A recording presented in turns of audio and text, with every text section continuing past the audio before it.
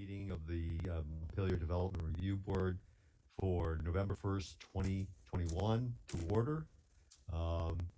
I am Kevin O'Connell, the Vice Chair, and I'm going to ask the members to introduce themselves when I call their name. Rob? Rob Goodwin, DRB. Michael? Good evening, Michael Lazorchek. Joe? Hi, Joe Kiernan. Catherine? Catherine Burgess. And Jean is not here, is that correct? Correct. Okay. And Claire? Good evening. And I am Kevin O'Connell, the Vice Chair of the board. And the first order of... Did Abby get introduced? I don't believe she did. Abby. Hi, Abby White. Okay, thank you, everybody. Okay, I would, first order of business, it will be election of the chair of this board.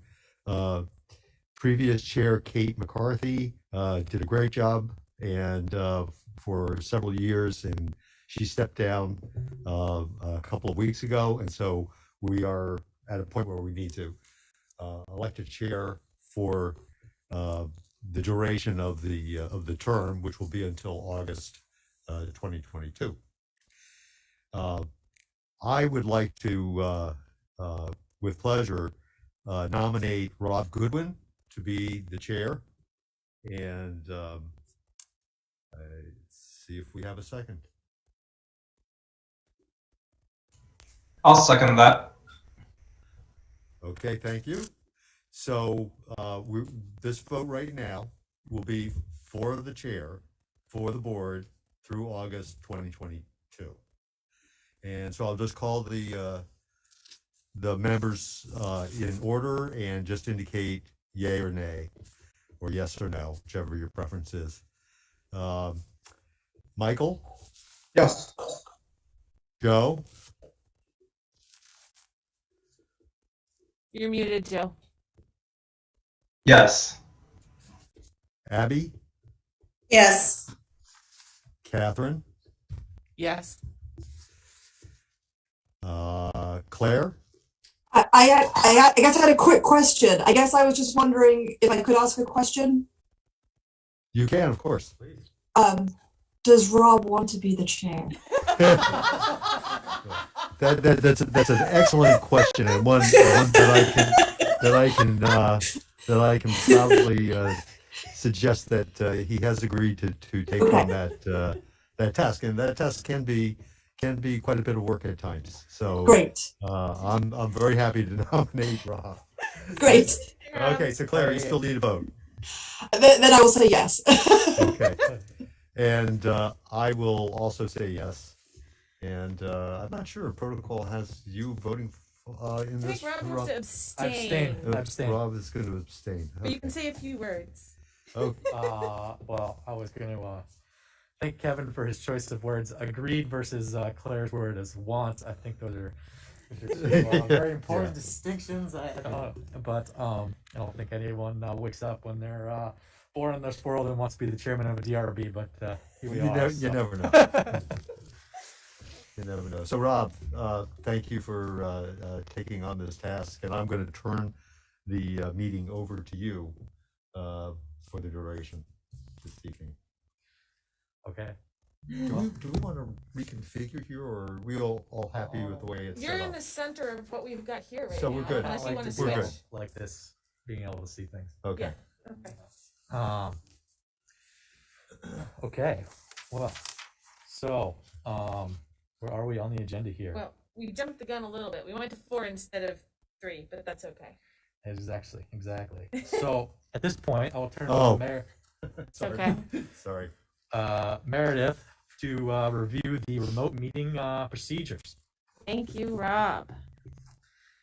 All right. I think that everybody we've got here has been on remotely before, but I'm still going to go through this, especially because we've got a big agenda tonight, and so we might have people viewing via ORCA that would then want to log on once we really get into things. Oh, of course, misplaced my cheat sheet. All right, so for those of you viewing this meeting via ORCA Media, you can participate in tonight's Development Review Board meeting using the Zoom function here. Well, I don't know if anybody can see that. Yeah, just realized that. Do people see the share screen? Do they see it? Just the meeting, it's the the slide itself, or is your Zoom Yes. window in the way? No, we can see it. Okay, great. So there's your Zoom link here you can use, or you can call in this phone number and use the meeting ID, and that will log you into the meeting as well, so that you can participate, you can talk, ask questions. If anybody is having problems accessing the meeting, you can email me. I'll have my email up throughout the whole meeting. And I'll try and walk you through it. And if for some reason somebody can't get into the meeting, we'll have to continue it to a time and place certain. I'm gonna go to the next. I'll leave it here for a little while in case anybody needs it. For those attending via Zoom, turning on your video is optional. For everyone attending, please keep your microphone on mute when you're not speaking. This is going to reduce background noise. If you're on I don't have anybody on through your phone. I'll give that if anybody logs on that way. Please save the chat function in Zoom for troubleshooting or logistics questions only. If you have a question or comment about an item on the agenda, we're going to ask that you raise your hand if you're on video, or you can use *9 if somebody calls in. And then you can also, if we're missing everything because we have a pretty full Zoom window tonight, feel free to unmute yourself and just ask the chair to be recognized. We don't have, hold on, I'm going to stop my share so I can see the full screen again. Yeah, we just have applicants right now, and people helping with the applications. If we end up having some other members of the public sign on partway through, then I'll have to give some guidance on how they're going to give comments. I want to give a heads up that we do have, for different applications, we do have some additional materials that will circulate as needed via email to board members so that they can see them. And there may be also some things that we have to share over Zoom for everybody to see, or even some items that I might read into the record tonight, depending on the application. All right, I'm going to hand the meeting back over to our new chair. Okay, thank you, Meredith. I guess our next order of business here is I would entertain a motion to approve the agenda for tonight's meeting before we get too far. So moved. Is there a second? Second.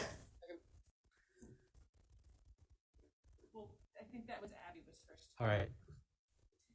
Second by Abby. We will now do the roll call vote here. Kevin? Yes. Michael? Yes. Joseph? Yes. Abby? Yes. Catherine? Yes. And Jean? No, he's not here. Oh, Claire? Yes.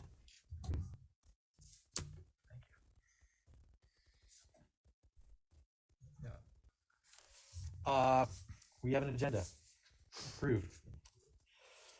Okay, so now I would entertain a motion to approve the minutes from October 4th. And those eligible to vote are Kevin, myself, Abby, Michael, and Claire.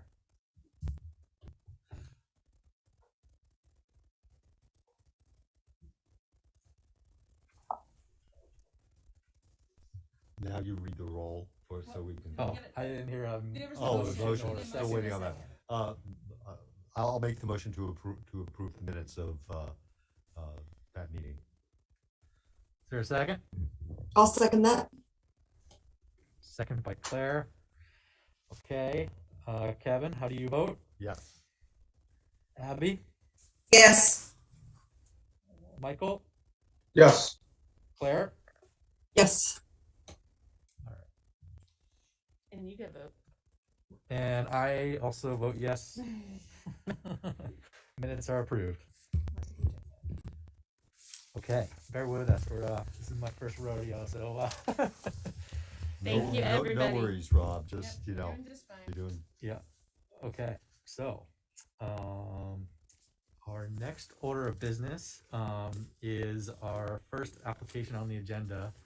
But I think for efficiency, we should anyone that wishes to speak tonight. We gotta do one at a time. One at a They're, time, they're right. technically different hearings. Right. Okay. Alrighty. So anyone here that is going to speak on the Gin Lane application, and would we've got- you please stand up or what? Raise your right Raise hand. your hands. Raise your hands. Cause we've got Brian and Minty. Okay.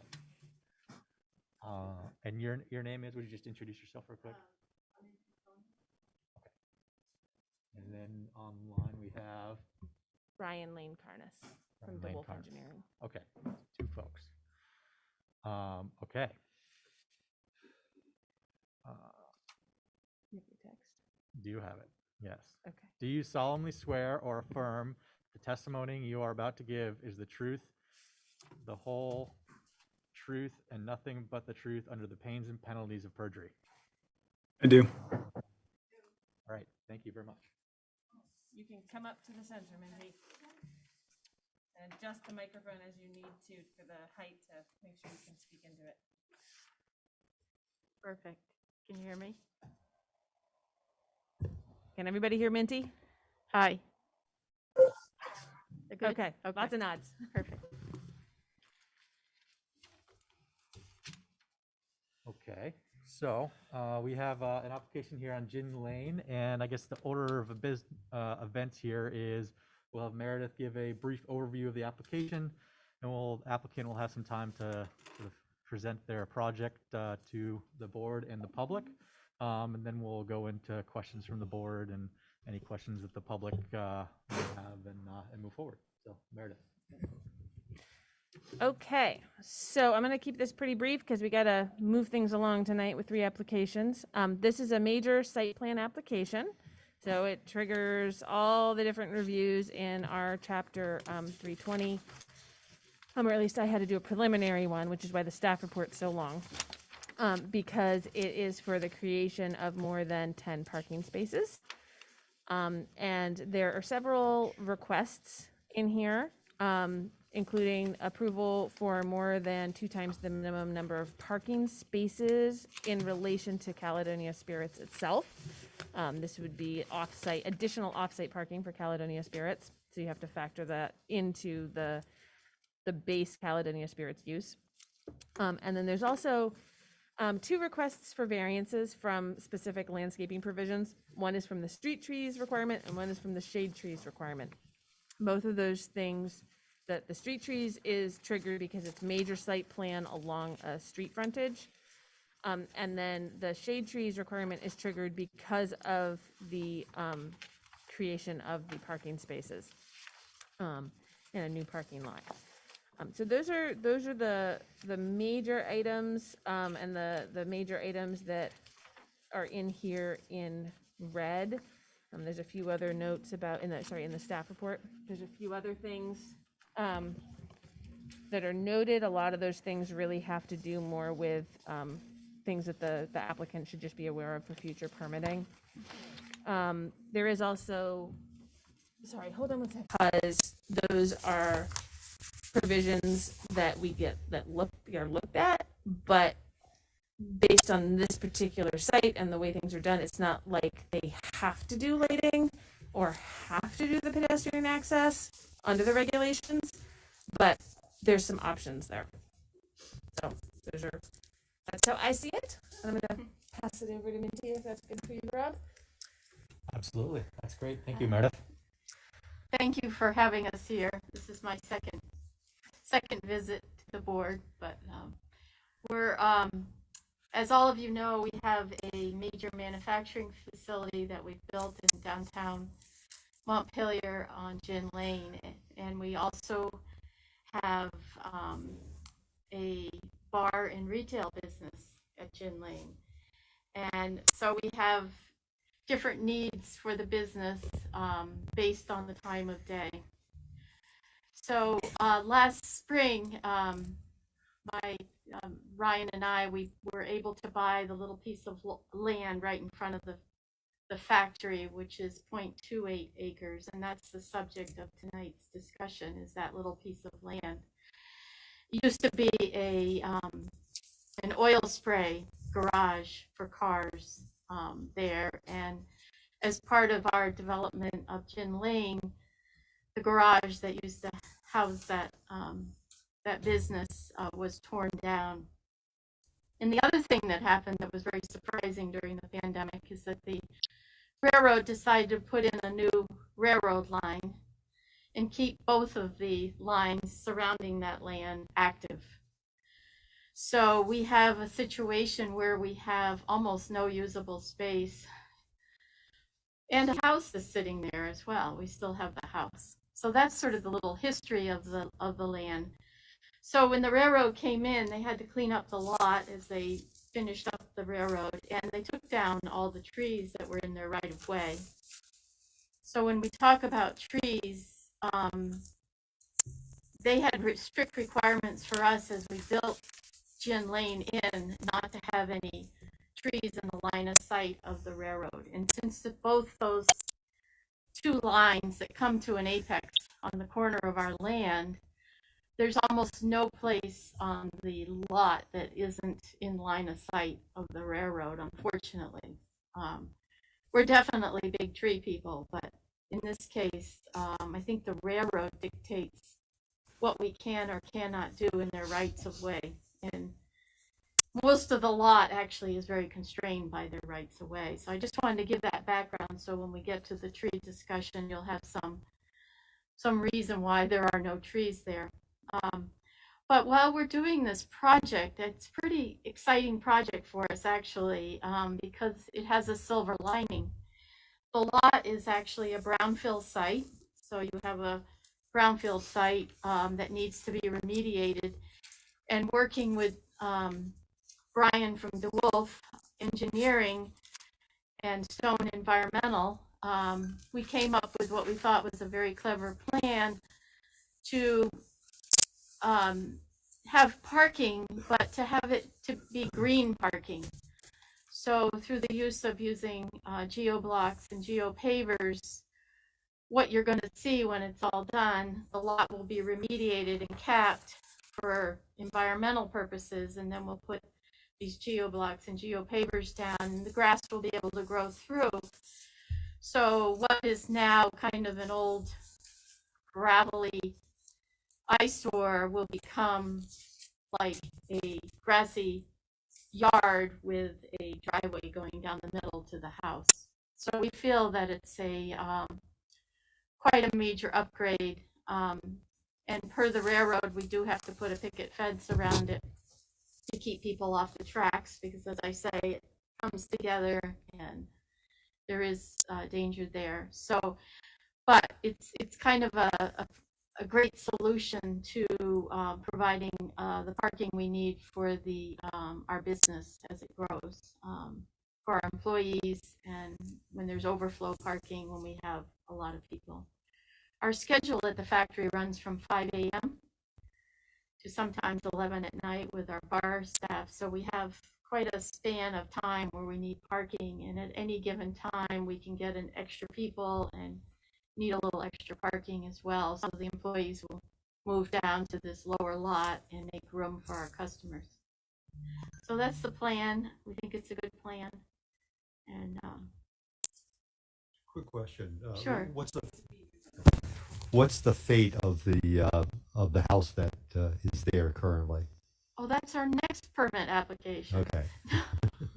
It's not part of this. It's not part of this. We've had our hands full with the pandemic. Yeah. I can't So imagine. that's we're not sure. We're not sure. You know, under rental property, we haven't decided. Yep. That's the best answer right now. Yeah.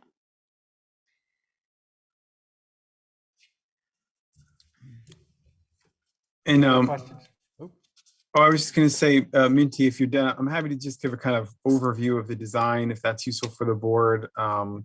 or also happy to address, some of the things that Meredith had raised in the staff report as well. Absolutely. Go ahead. All right. Can I share my screen on the Zoom? Oh, I can. Yes, please. Great. So just in case anyone is not familiar with the site, this is just your standard Google overhead photo. Here's Berry Street running along here, turning into Pioneer Street, Granite Street, and Stonecutters Way comes in over here. Unfortunately, it's not the most recent photo, but this property right here is where the distillery was constructed. So here's Gin Lane, and then this is the property in question here. So this overhead photo shows the sort of long-standing railroad track that runs along the south of the property, and then the recently constructed railroad track essentially runs along this little tree line. And let me get a little closer here.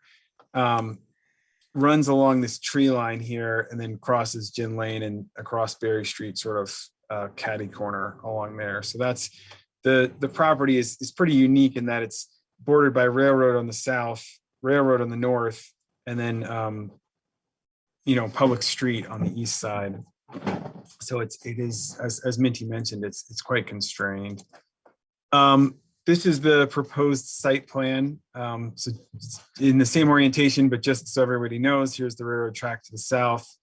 Here's the railroad track that's to the north and the west. Gin Lane to the east, Berry Street, a little further to the north. This is the recently constructed bike path and the crossing right here at Berry Street. So here's the existing house on the lot, and the parking will all be to the east of that. Right now, the driveway used to come out on Berry Street, but when the railroad came through and put the tracks here, they relocated it onto Gin Lane. Here it is, just south of the signal box. So we're essentially proposing to just move that basically one driveway width further to the south along Gin Lane, just to provide some additional separation between the railroad crossings and this drive. And then the parking lot, this sort of square crosshatch area will be the geopave. So all of this is permeable pavement. So it's like a system where there's a plastic matrix it's stiff. It's put down over a prepared subbase of crushed stone.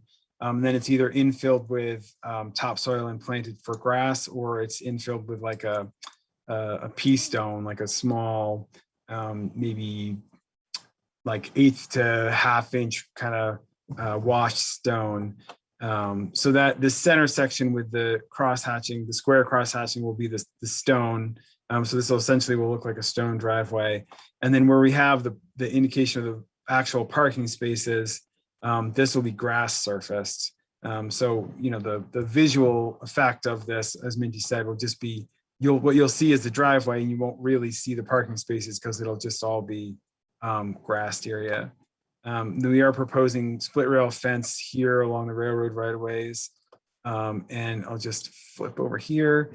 In terms of landscaping, in order to maintain the sight lines and safety with cars along Gin Lane and pedestrians along Gin Lane and the 2 railroad crossings on Gin Lane, we've got chokeberry shrubs here along Gin Lane, and then ornamental grass plantings along the north between the parking area and Berry Street. Just to be clear about the use of the parking lot here, it is intended to only be used as overflow parking for employees. So at times when there's not enough parking, which is already happening at the distillery, then employees would come and park in this parking area and then access the distillery by walking down Gin Lane. So I'll just stop for a second here. If anyone on the board has questions about the sort of general design of the project or where things are, things like that, happy to answer them. Kevin? So Brian, the parking will not be used by customers who are then walking to the building and accessing what services you have there that are there? Yeah, that's not the intention. I mean, if there's like a really large event or something, it's possible that customers may park there, but on a day-to-day basis, that's not the intention. My main concern is the safety of the site, and I mean the trains when they traverse that area, they go pretty slow and they're pretty careful and they ring their bell and all that. But I just a little concerned about how the safety of people using that extended parking lot, how that'll be handled.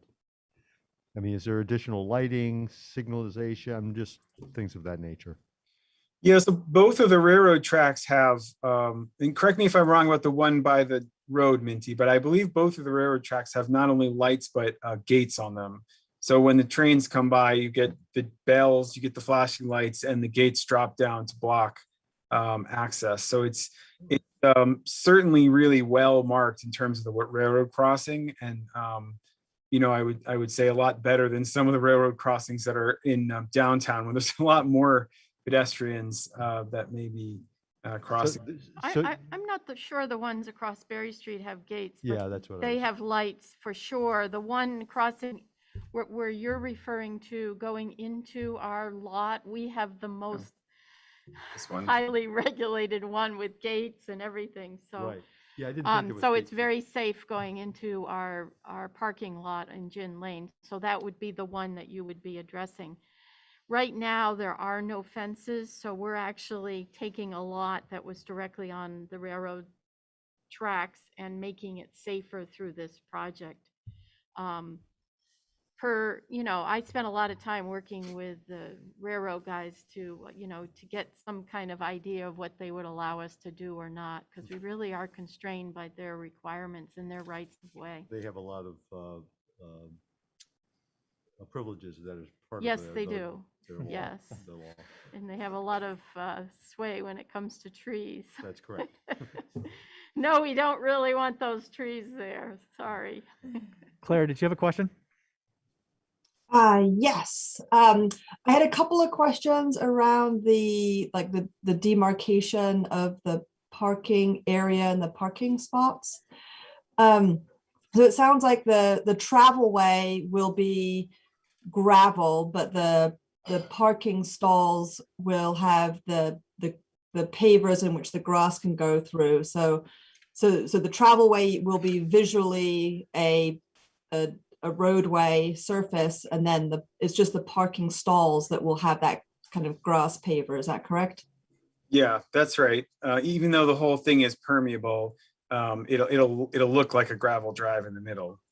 Gotcha. And then is there any wheel stops or any kind of markation to indicate kind of where people would park in the parking stall area? So you can't really put wheel stops into this system.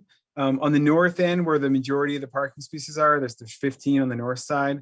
It'll be constrained by the landscaping. So the chokeberry bushes here on the east side, the grasses, as well as the fence on the north side. And then here on the west side, there's an existing sewer pump station with bollards.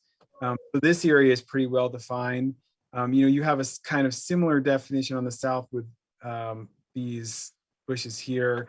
We hadn't planned any particular demarcation here, but the driveway itself kind of lends you to understand where you should be parking your car, because you pull off the driveway and then stop essentially, as well as because this is going to be overflow parking.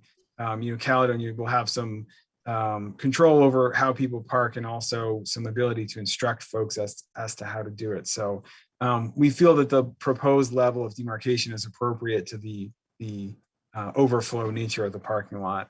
If we put a lot of demarcation here, then we have more chance that someone is going to end up parking here who we don't necessarily want to be parking, whether it's bike path access or folks that could be accessing the distillery from a closer parking space or something like that. Great, thank you. Hey, Rob, it's Michael. If I could have a quick question. Yeah, go ahead. And maybe I'm just not understanding the response here, but how are you proposing to limit access to the lot when you determine overflow parking is not necessary? It's there's no physical barrier to park the lot, but we're trying not to make it look really obvious that you should park here. So if you're a visitor to the distillery, you're going to come down Gin Lane and you're going to see the very large paved parking area and all the signage and the distillery itself in front of you. Really, no, there's nothing to sort of pull people into this parking lot. You know, if what their intention is to visit the distillery. You know, we're not planning to like gate it or anything like that. But the fact that it's just going to be a gravel driveway and then the rest of it will appear to be grass will, I think, limit people's desire to park here. But Okay, so just I guess 2 quick follow-up questions then. What's the significance of calling it overflow parking? Why not just call it additional parking?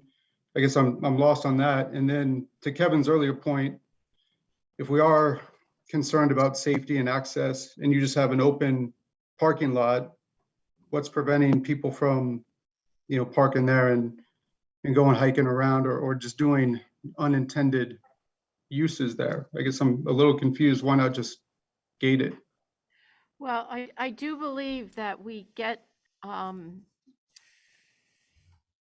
people who are accessing the bike path, and I do believe that we get people who want to go down to the town's riverfront right of way that we have, that was granted to them during this project. So we already have people who are just interested in walking around or walking on the bike path, parking up on Gin Lane. And we've never had a problem with that.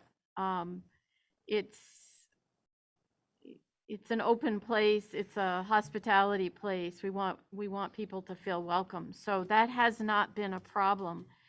The town does plan to finish the connection from the bike path to Gin Lane.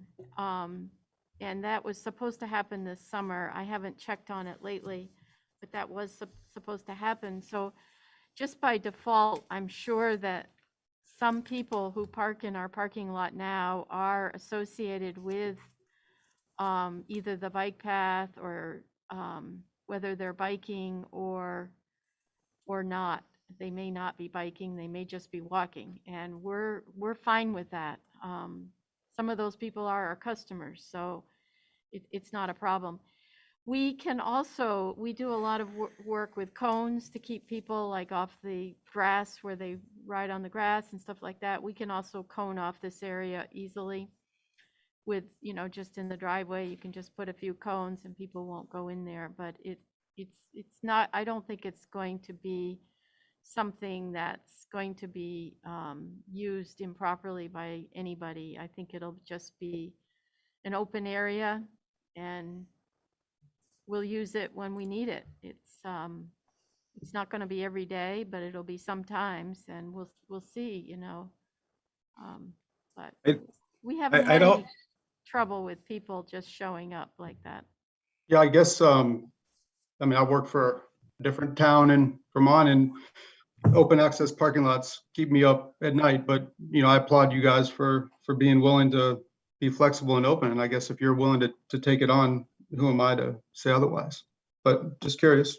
Yeah, that's a good point. We hadn't worried about that. Let's put it that way, because we're, as I say, we're a factory, but we're also a hospitality business, and we welcome people to our site. So.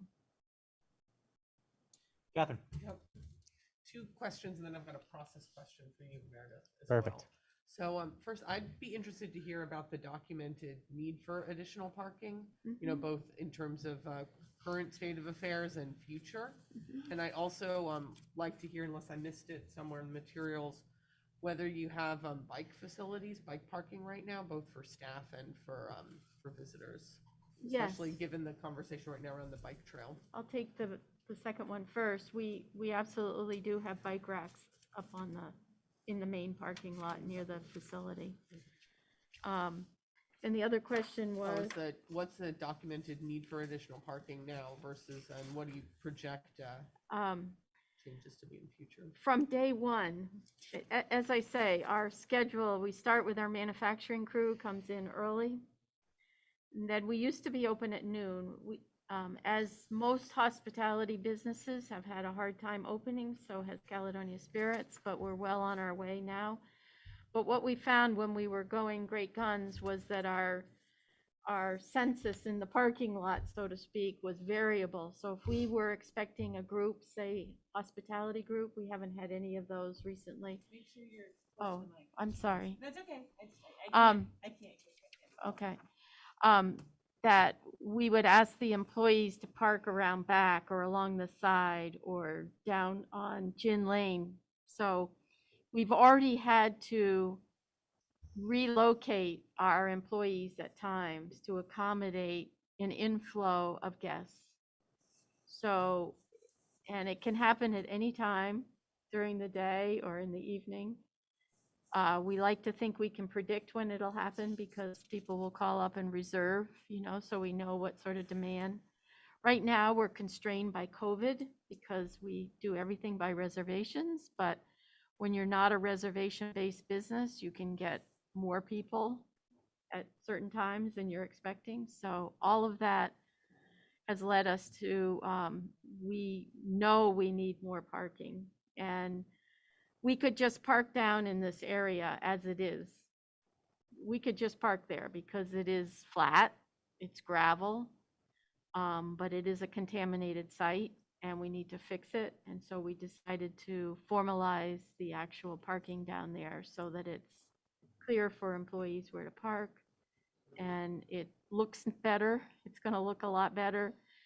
And yeah, we're pretty excited about it because I think it'll make it easier for everybody. Yeah, and Brian's going to talk a little bit about lighting because we do believe we need better lighting on that lot. Yeah. Process question is Meredith and I received an email with comments on this.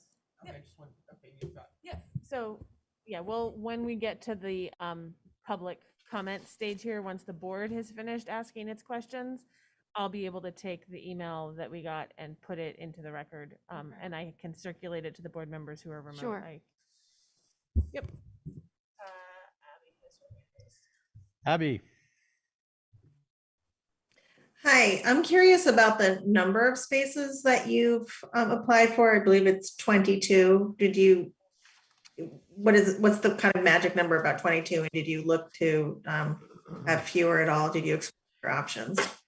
That's what Brian came up with that could fit I believe is the number, right? Yeah, honestly, that 22 spaces is what would fit reasonably on the lot without disturbing the house or the pump station or getting in the way of the railroad tracks. So if anything, they could really use more than that. But this is what we could reasonably fit on the lot.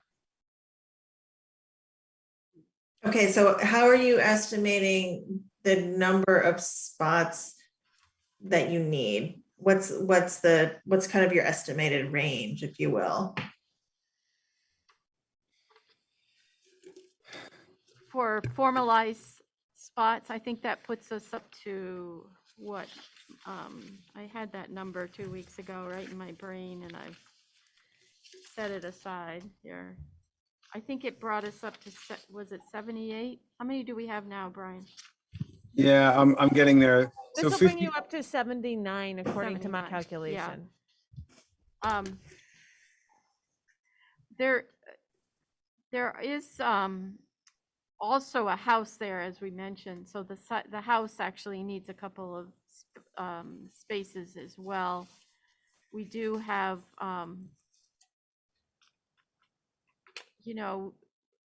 when we're busy, we're using every single spot up on the main parking lot and sometimes down Gin Lane. And when we host things like 2 winters ago, we hosted the Montpelier Farmers Market, people were parked everywhere, all over.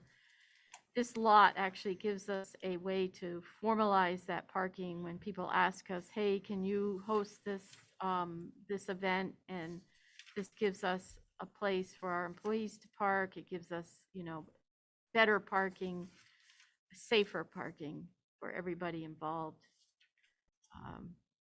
Go ahead. Meredith? So just because Brian and Minty and I had some conversations in between these two hearing dates, Yeah. because I'm allowed to talk to them. Yes. I think when we had a conversation at one point, you told me how many employees you have for the factory, and then maybe also some of your other staff. And I think that was part of the consideration as well, if you add those two together and then bring Yeah, in. currently we have 58 employees. They're not all in Vermont. I don't know what the exact breakdown is on the top of my head for the Vermont employees that are in and out, but Okay. and as I said, they have different schedules. So we have some in the morning, some in the afternoon, into the evening. So I would have to get you the exact count, but it's variable. That's the point. The point is that our parking demand is variable. So most of the time, our parking in Caledonia Spirits is just fine. But when we have an event, when we have, say, a hospitality group comes in, 15 to 25 people, parking demand goes up. So it's really all about, and that's why we call it overflow parking, because it's, here's your current demand, and this is what happens when X happens in the distillery. So it's extra parking that we need on occasion. And, you know, and if you're doing really well, you know, maybe more than not every day, but certainly once a week, that we would have extra people that we might have to request the employees park down below. But particularly if you're having a daytime event, so you have both types of staff in, plus Yes, your during your the day. hospitality Yes, customers. yes. And before the pandemic, not right now, but we know it'll come back. At least we're hoping it'll come back. We had a lot of events. We had people having lunches and, you know, birthday parties and stuff like that during the day. We had things at night where we needed this kind of flow of extra parking because it met the needs of our business. Yep. Thank you. And thank you, Rob. Yeah, I just have one, while we're on the parking issue, question for Meredith. So if this is staff parking versus public parking, is there anything different as far as the site development requirements? If it's either or? No, the regulations themselves do not distinguish between the two. Yes. And that's one reason this comes to the board. Exactly. As to your judgment as to how it should be dealt with, whether or not, you know, and originally it sounded like it was just employees, which is what seemed to be in the application, but it sounds like there might be some other minor use of it as well. So yeah, it's a question for the board Well, as to how and they want to deal definitely with it. there may be some use by the public. Right, that's what I we mean. haven't spent a lot of time thinking about that, but that's what happened with our regular parking lot. People come in, they park, you know, they want to walk around, and they're not customers, but they do show up because we're a public place, and it hasn't been a problem. I don't anticipate it being a problem. This just gives us more room to accommodate things like that. Yeah. okay. Kevin? Yeah, just a further question on the number of parking spaces. Your business is relatively new for that location, and I'm going to guess that pandemic aside, the business will grow as more and more people become familiar with it. We hope so. Yeah, I mean, that's your plan, I'm sure. So what have you done to anticipate that demand, you know, 5-10 years out? You mean in terms of parking? Yeah. I think we think about where we could access parking. We can't park on Berry Street, but there may be other places nearby that we could access for parking. We have thought about that. And I would say that this proposal is Caledonia Spirits thinking about their parking and their business growing. Mhm. You know, when the distillery was originally approved, you know, there was a number of parking spaces, and the number of parking spaces was approved was really the maximum that would have fit on that lot. Like you look at that lot, I think it's large, but we used up every single square foot of developable space on that lot. So that's, I think that Caledonia would have proposed more parking for the distillery under the original proposal had they had space for it. And now they have the opportunity to acquire this lot, and they did, and so this is part of how they're meeting current demand and looking to make more room for future growth as well by having an alternate place to put employees to free up more parking at the main distillery parking lot. Thank you. Catherine. I realize in our discussion, we haven't spoken at all about the permeable paving, or aside from in the opening comments. So I'll say personally, I'm very excited to see it in use. Wondering if maybe your engineer, you could speak to the durability and how it handles the winter, et cetera. Yeah. And also whether you're going to incorporate anything. I realize there's not signage, there's not demarcation on the spots, but are you going to have educational signage or any materials on what the permeable pavement is? Is this like a learning opportunity for people? Yes. The whole site is not marked right now, but it will be at some point for all the different aspects of it. It's an interesting site, and Brian is being very honest when he said we used up every inch of it, because the whole site is actually a stormwater system, so that we don't pollute into the river. We're way above the flood plain, but we have to be really careful about everything. So, and we haven't done what we've wanted to do, which is, the whole idea of the honey and the wildflowers and all that. We just haven't gotten to it because we were only open, 7, 8, 9, 10 months before the pandemic showed up. So it's definitely on our list to have pollinator habitat, and then we would also highlight the green aspects of our, I think a good term for it is pervious pavement, so that we're not withholding, the stormwater is able to go down through the ground. Yeah.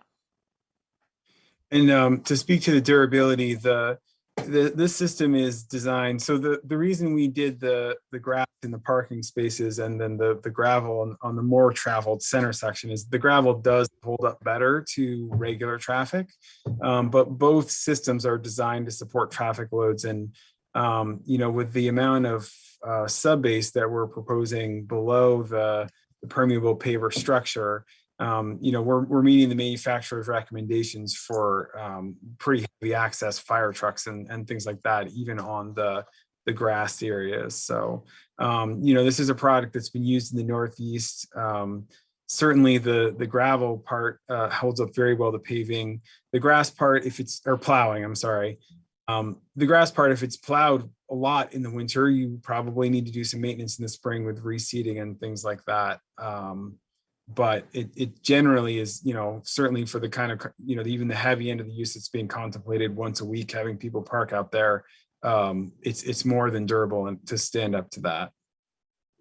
I've been meaning to point out, and I hadn't had a chance yet, that while there's no distinction between like employee parking or overflow parking in the regulations, the parking section of the regulations does encourage the use of permeable pavers for low use parking areas. So this kind of parking area was contemplated in the regulations, even if it wasn't specifically, there weren't specifically like different requirements or standards for this sort of parking area. Claire, did you have a question about parking? I do, yes. Okay.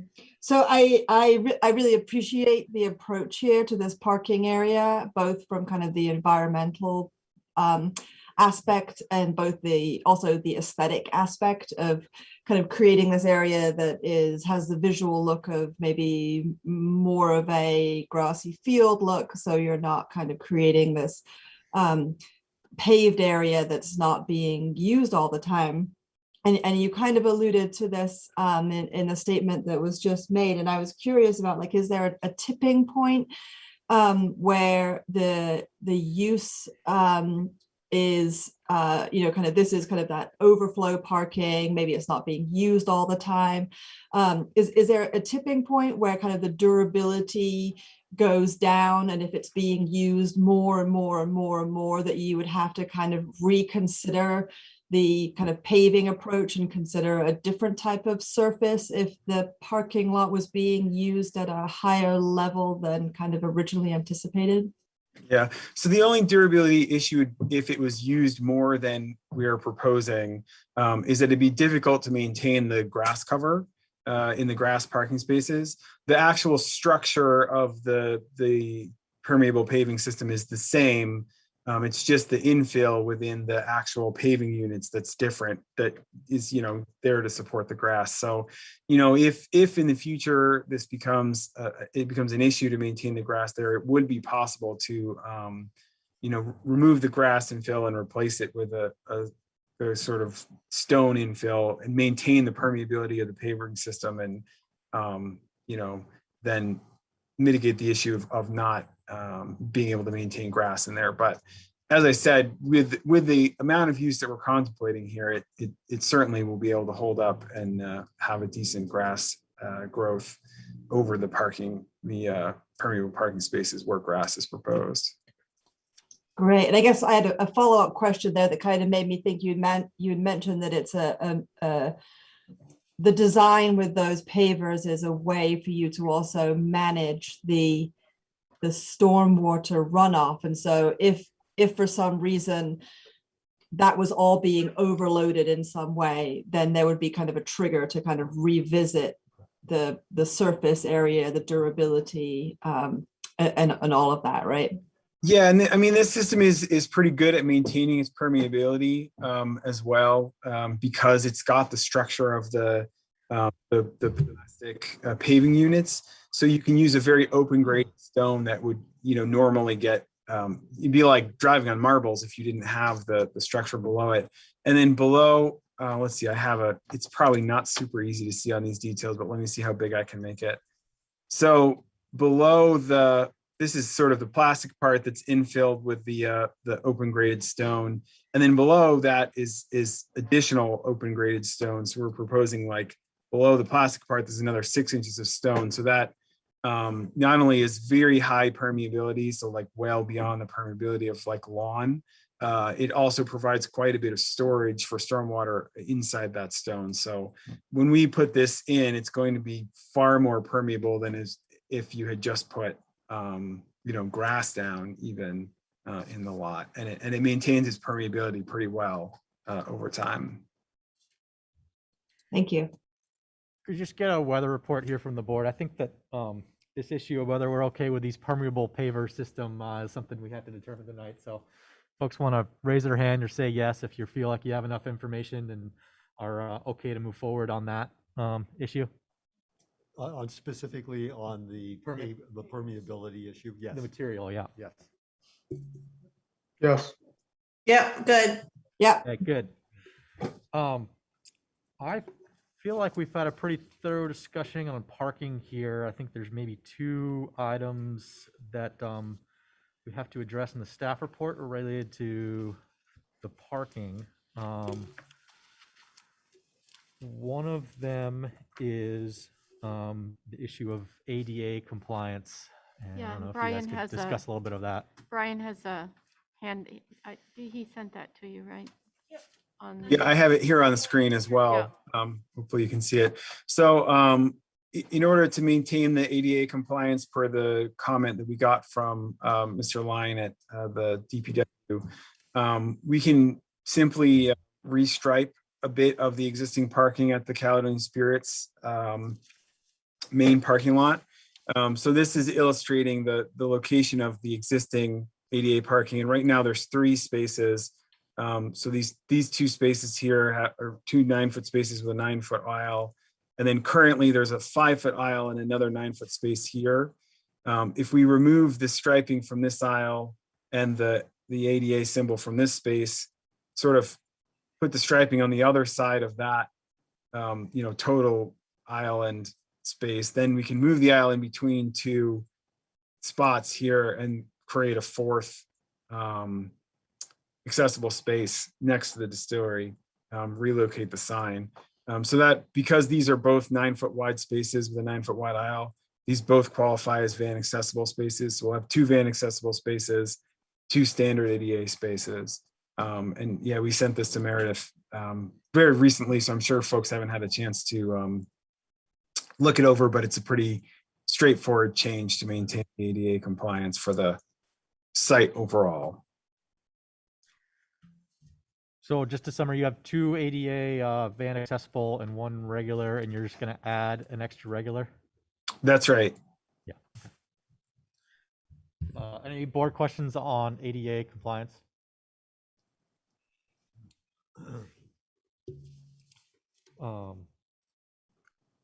Any other board questions generally related to the parking? I think we've got lighting and access and landscaping issues, but maybe we can get this parking taken care of. I'm okay on the parking. I do have some additional questions on the landscaping and lighting. Absolutely, yes. Okay, sort of just directly related to the parking, but different is the access. So could you run through sort of how folks would get from this parking lot to the Bar Hill, the employees would get back and forth? Sure. So essentially, we're proposing that the access would be along Gin Lane. It was noted by DPW, and this is in the staff report. I'm just trying to pull this particular section up. Gin Lane is a city street. It's classified as a low volume shared street by the city, and this we got from Mr. Lyon at the DPW. So for a low volume shared street, pedestrians are allowed to use the roadway in shared with vehicle access. And DPW determined that this parking lot wouldn't create enough traffic along Gin Lane to change the classification, so that there's no trigger for the city to add additional pedestrian or bike facilities along Gin Lane. We don't really have the facility to add pedestrian access along Gin Lane because it is a city street. So we're relying on the determination from the Montpelier DPW that it's appropriate for Gin Lane to be used as a shared access space for pedestrians, vehicles, and bicycles. And so the access would be along Gin Lane and then through the existing parking lot along Caledonia Spirits development for folks to access the distillery. Do you feel like the split rail fence is going to be a deterrent from folks crossing the tracks directly from the parking lot, shortest distance? Yes, absolutely. They don't go that way. On the other side of the railroad track are elderberry bushes, and it's steep, so they're very unlikely to go there. I've never seen anyone cross the track and come up through the bushes. They always go. They actually go to the end where and then they go onto Gin Lane and up that way, up the driveway. Yeah. I've personally done a fair amount of bushwhacking around that for the development, and it's not an attractive crossing. No. Yeah, that's good information to. It's not inviting. Let's put it that way. On the map, it just looks like, No, it isn't. It isn't. And I spend a good deal of time with the railroad guy walking, and he said, I don't want people crossing here. You got to put up a fence. Yeah. What is there? Is it a right of way, or do they actually own the land? They have a right of way on our land. On your land. On both sides. And how wide is that? That's because that's what railroads have. No. My question was, how wide is the right Oh, of way? 25 feet. 25. Yeah. 25. Either side of the tracks, and it's shown here on the plan. So this See the- dashed line is the edge of the right of way on the north, and then it's a little hard to see here for some reason, but this line here is the edge of the right of way on the south part of the property. So it's 25 feet for. And you'll notice each. it goes right through the house. Oh, So for zoning wise purposes, typically, we basically count the railroad tracks or the railroad's property. And then a lot of time, the right of way line, for all intents and purposes, we count as a boundary line. really, because you're gonna have to set back your buildings from that too, Right. a lot of the time. So It It's- is like a boundary line. it's pretty much a boundary line. Unfortunately, we lost a lot of land to that Yeah. boundary line, yeah. Any other board questions on access between? No. I think specifically the next issue maybe we should tackle is the vegetation and landscaping variance. So Meredith, would you give an overview of sort of the key sort of zoning requirements for this? Yep. So the two that the variances are being requested from are the ones I'm going to outline because everything else was compliant. So the first is the street trees. So once you hit a major site plan, you have to look at this subsection for street trees. And street trees, this is just, I want to throw this out there, that street trees are located within the road right of way, or those that are where the center of the tree trunk is located within 10 feet of the frontage line. So street trees are only going to be along the boundary line that borders Gin Lane. And there are minimum street tree requirements if you have a major site plan that has street frontage involved. I'm not going to go into the details on those right now. So are you suggesting that the street trees would be along Gin Lane where the bushes are? Right, they'd have to be, if street trees were required, that's where the street trees would have to be placed. So under the regs, with over 100 feet of frontage on Gin Lane, when you just take these requirements on their face, it would require at least 2 large street trees and 3 medium or small street trees along the street frontage. If this were your standard major site plan, development of a vacant parcel along a street, with major site plan. In this case, any place here where you would plant a street tree, it would be next to one of the 2 railroad crossings or in between them. And that's why the applicant is requesting a variance from that. Do Well, you want to tackle street trees before we then go to the shade trees? I have to tell you, the very first thing that happened on this site, in order to build Gin Lane, and get it all sorted out with the railroad, the very first thing they did was request that we take down all the trees right where we're showing those bushes. Right.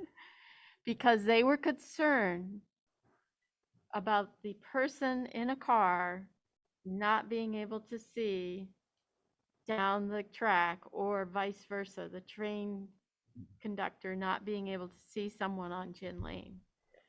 So the very place where you would like trees, which would be nice to have a row of trees down there, was the very place where all those were removed when we first built the facility. So I have a feeling that wouldn't fly. What do you think, Brian? Well, certainly the railroad has requested. So I was going to address this because it comes up in the staff report. So we had the letter from Vermont Rail where they requested that trees not be planted at the crossing.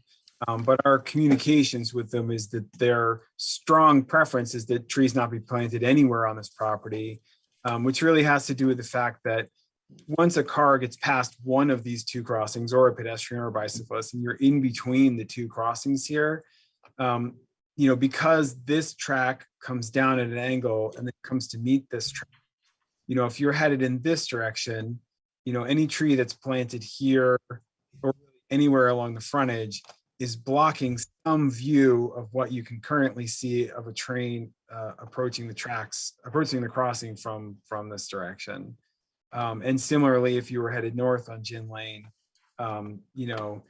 even though we couldn't plant a tree here because there's a sewage pump station, but even if you planted a tree here, if you're coming along Gin Lane, there's a point at which that tree is blocking your view of the tracks as you're approaching the crossing.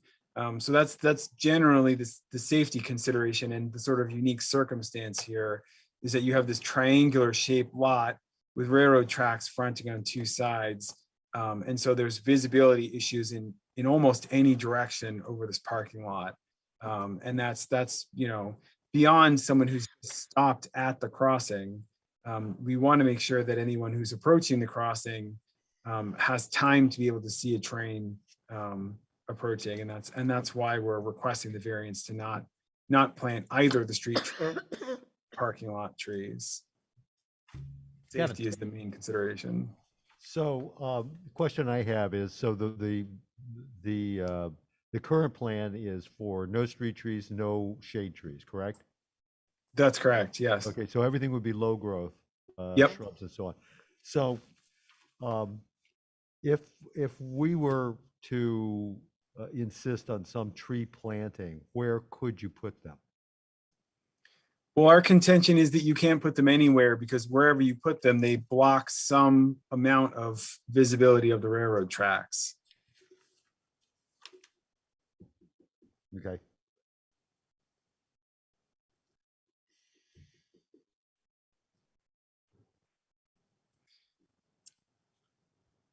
Any other questions from the board on street trees? I'll just comment, just with the information we currently have, I would be inclined to agree with the no trees. Safety is really a major consideration. Safety on is that- like their that number site. one. Yeah. I mean, I think it's a shame because it's, It you is a know, shame. you look at, you look at that on a, 90-degree day and that place is gonna swelter, Well, you know? yeah, at least it's Oh. not pavement. Right, and Sure. I would point this out too. It doesn't really go to the variance criteria, but you know, both the aesthetic impact and heat island impact of a typical paved parking lot are mitigated in this case by the materials we're proposing. You know, the stone is going to be like a light color stone in the infill and the geopave, and the grass cover on the parking spaces will have a significant mitigation on both the visual and heat impacts of this parking lot. Sure, and you are using some innovative techniques to deal with the groundwater or with the stormwater and water issues in general. Yeah, I mean, basically we're doing our best to make it look as nice as it possibly can given the situation. And I find the argument, the safety argument, compelling. I would not want to create a situation that we would potentially regret down the road. And I doubt you'll find another property that looks like this in Montpelier. Okay, the next landscaping issue, Meredith, you want to give an overview? Yeah, I'll give a quick overview. I mean, I think that everything that Brian and Mindy just said applies to the shade trees as well. But for parking landscaping, there is a shade tree requirement when you're having a major site plan with 10 or more parking spaces, which we've triggered here. And I'm not going to go into all the details on this, but there's a requirement that you have enough shade trees to shade the equivalent of 40% of the proposed parking area. So I didn't end up calculating exactly how many shade trees that would require, because the applicant here is applying for a variance to say that they can't put any shade trees. And just to go through really quickly, and this is partly for the record, you know, the variance standard is in section 4603. It applies to both the street tree and the shade requirement here that they're asking for a variance from. And the basic elements are that there are unique physical circumstances or conditions with the subject property that they're peculiar to that property, and there's unnecessary hardship due to these conditions. And it's not some circumstance that's created by the regulations themselves or the district. And because of these physical circumstances, there's no possibility that the property can be developed in strict conformance with the requirements, the shade tree or street tree requirements. And so the authorization of a variance is necessary to enable the reasonable use of the property, that unnecessary hardship has not been created by the appellant. It says appellant, applicant, and that the variance is not going to alter the essential character of the neighborhood or the district in which that property is located, substantially or permanently impair the lawful use or development of adjacent property.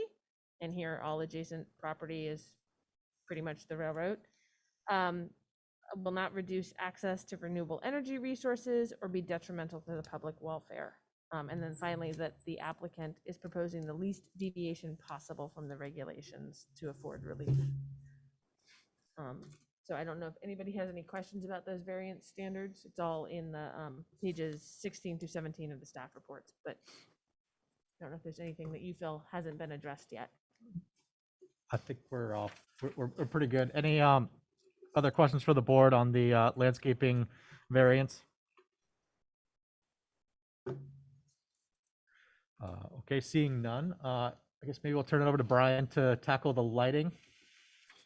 Yeah, so further conversation in between the previous hearing that was scheduled and this one with Meredith. We would like to propose some lighting for the site just for safety and security purposes at this point. Unfortunately, we were not able to get anyone who was available to prepare a lighting plan. But I can give you a sense of what we would like, and then we would just request, it really just comes down to all designers and contractors who could have prepared a lighting plan are extremely busy, and we just couldn't arrange to get someone to do it. But essentially, we would look to put very similar lighting to what was approved for the main distillery. So this is you can see on the screen here, this is the pole light that's used at the distillery. It's an LED light. It's fully cut off and downcast optics. You can see it's night sky approved. It's DLC approved for efficiency. Yeah, I don't know if anyone's been by the site at night, but I think it actually came out really, really, really great there. It's one of the better examples of site lighting I've seen around. So we would generally propose to have one site pole light, likely in about this area, but it would probably depend a bit on what our lighting designer decides. And then to have one light mounted on the building, so we at least have some cover for lighting in the parking lot. Lighting would be controlled by photo sensor. And then Minty, I think we were going to put them on motion sensors so they wouldn't be on unless the parking lot is used. Is that correctly? Yeah.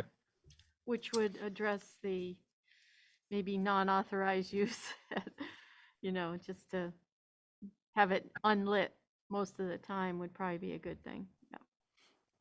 Yeah. So the lights would only come on if there was motion detected in the parking lot, someone was out there. But then if someone was out there, whether it was an employee using the parking lot after dark who needed to, see to put their, well, I guess you don't put your key in the door anymore, but needed to see to access their car safely, or if someone who wasn't supposed to be there was there, then the lights would come on and discourage anyone from being in there at night who shouldn't be in there. So again, I know we don't have the lighting plan requirement, but we just request that the board would allow us to submit the lighting plan based on our testimony tonight as a condition of the approval. Yeah, and I think that's okay by me. Any board members have any issues with that or questions? Claire has her hand up. Claire. Yeah, I mean, I would be an advocate for the kind of the very low key lighting, not on all the time, just to go with the aesthetic and the kind of the low usage. I live near here. And I guess just the point of caution with the motion sensor is there's quite a few deer around. So, and you probably don't really have any close neighbors. That's maybe not a big issue, but yeah, I would be kind of an advocate or supporter of the most minimal amount, just to keep in keeping with like the aesthetic of kind of the parking area that you're proposing. Yeah, and hopefully it wouldn't be terribly noticeable if the deer set it off here. There are some streetlights along Berry Street, and then the area behind it, as Caledonia Spirits is on much more regularly than they will be here. So it's sort of in between two areas that are already lit for, the street all night, and the Caledonia turns off later in the night after folks aren't using the space anymore. Meredith. Brian, so would you be able to have the lights in the parking lot on a timer? Because that is one of those, there's a, I can't remember if it's in the riverfront. Did they put it in here about lighting needing to be shut off? Well, I guess that's why we were proposing to use the photo cell. So Yeah, so it's only on when there's someone was there. Right, except that right, but it doesn't deal with the deer issue. So I just didn't know if there was a way to have a timer so that even the Well, I've motion never sensor seen a wouldn't deer start there, it. You've never I'm seen sure a it's deer. infrequent. Yep, Okay. bald eagle maybe.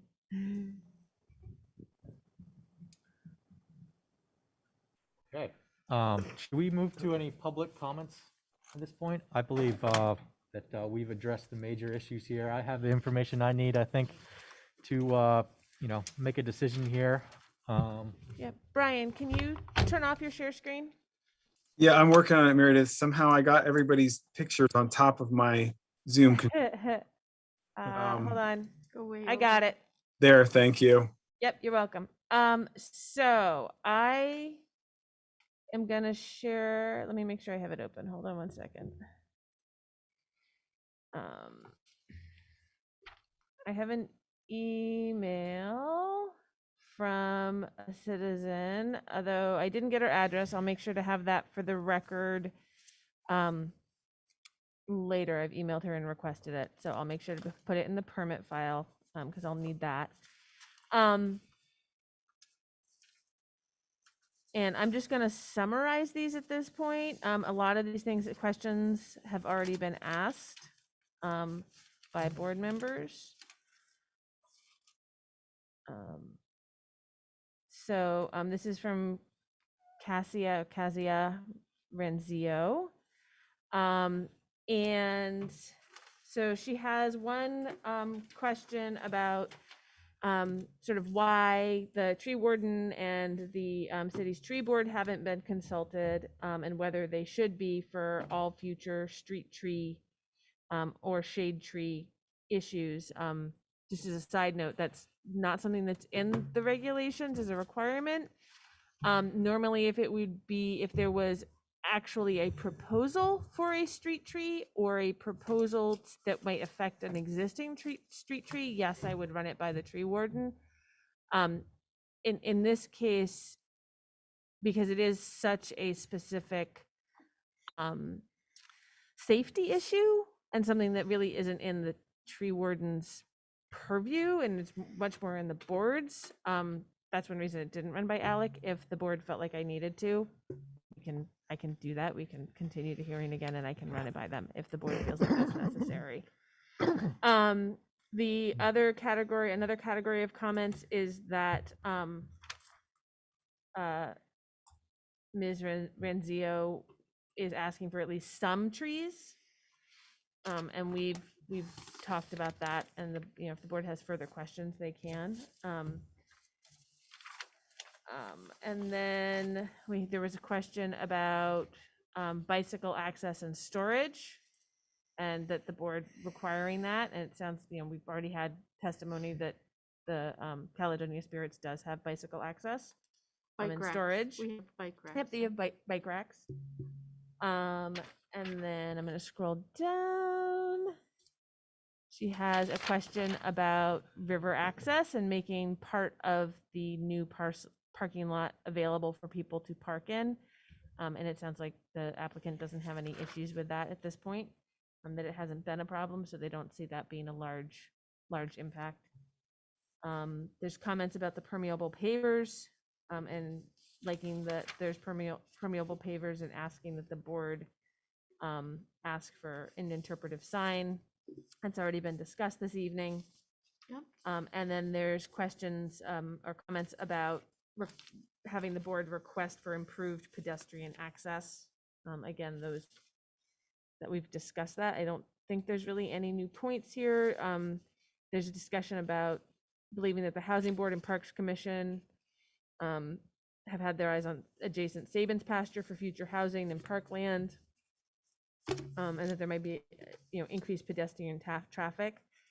Something for the board to note is that Gin Lane up to, I think it's the second railroad track, is actually a city street. So the second interior railroad crossing, it's after that it's driveway for Caledonia Spirits. So it really is, if there's enough increased pedestrian traffic, the city, the Department of Public Works would be the one to trigger the needing to get somebody to put in more sidewalks. And we don't, at this point, the city's got a lot of other projects that they're Right. working on when they're looking at And that person development. needs to know they were planning to put a sidewalk from the bike path to Gin Lane. Yep, and I almost think, there's something comment about, I thought you said something in here about that, hold on.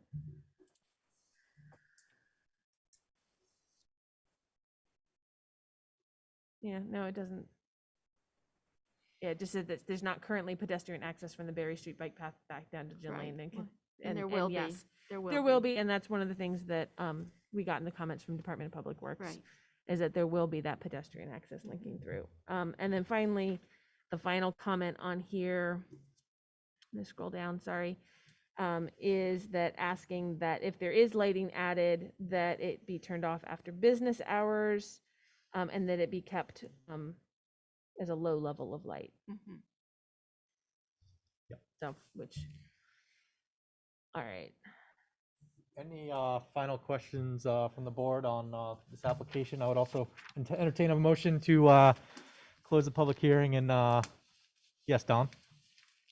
Oh, if you want to comment, you got to go up to this microphone up here so that everybody can hear you. Yeah, Sorry, yeah. Don. And identify yourself. Yeah, please. and My name's identify Don yourself. Marsh. I'm a civil engineer. And I applaud the use of the porous pavement. However, I would suggest when he mentioned the light color, that they not use crushed granite, because that would give you the light color, and that's an obvious product available. But we found that the crushed granite from the quarries up here contains radon, and we've had problems with that on other projects. So I would suggest that we don't want to have radon brought into a place where we're going to have infiltration into the ground. So you can use other stone, you could use river stone or whatever, but I'd suggest not the crushed granite. Thank you, Don. Thank you, Don.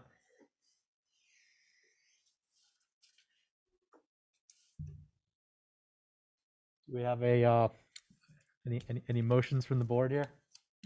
I'll make the motion to close the public hearing on 17 Gin Lane. I'll second that. Well, And and Oh. reconvene in executive session. Motion I'll, by s- second, Claire? yeah, second. yes, Claire. I'll second that. Okay, I will call the roll. Where's my Can agenda? I just have a little discussion? Yes. Okay, so maybe if somebody can make the friendly amendment that will reconvene in deliberative session after the close of the public meeting, because we're Yes. not going into deliberative session right now and waiting on the next applications. I'll modify my motion to include. Okay, thank you. Okay, And Claire, you need to agree to that as well. I will second that amendment that was made. okay. Kevin, how do you vote? Yes. Michael?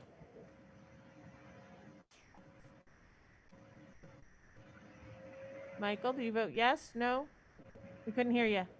Yeah, I vote yes. Joe? Yes. Abby? Yes. Catherine? Yes. Claire? Yes. So that is unanimously approved. Thank you very much for your presentation this evening, and we will discuss this after the meeting tonight, and Okay, we should hear soon on a decision. great. Great. Thank Thank you, Mindy. Brian. you. Thank you, Brian. Thanks, everyone.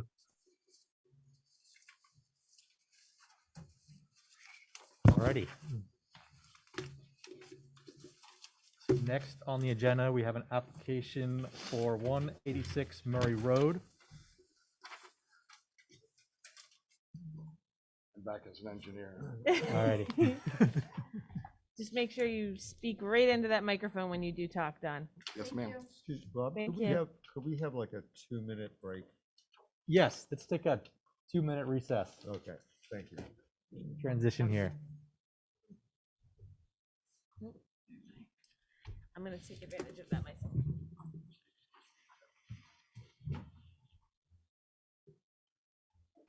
Nope, it's okay. I've just been in here a long time. Because I had a meeting.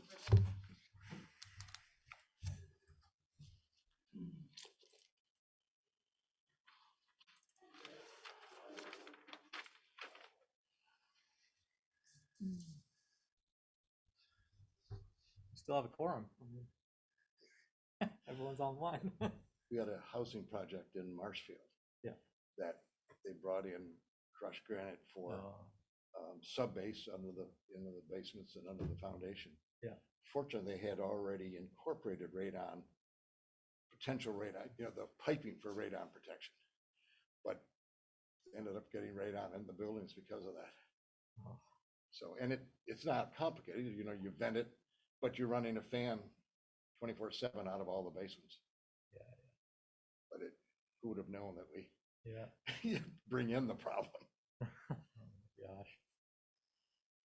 Yeah, just add to the cocktail what's underneath down there. Oh my gosh. Well, the rock in Marshfield also has a lot of uranium in it.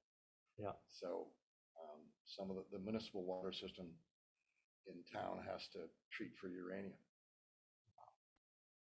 Crazy.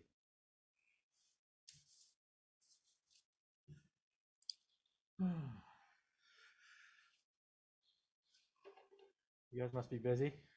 Yeah, we are. Everybody is. Everybody, exactly. Which is a good thing. Yeah. I think it's kind of interesting. We're supposed to get this pile of infrastructure and money, and that's like all these new projects to be designing. And that's like, who's gonna do the work? Well, right now you can't get a contractor. No. I mean, not for this year. No. And they're running. I mean, many of them are working almost year round. But Yeah.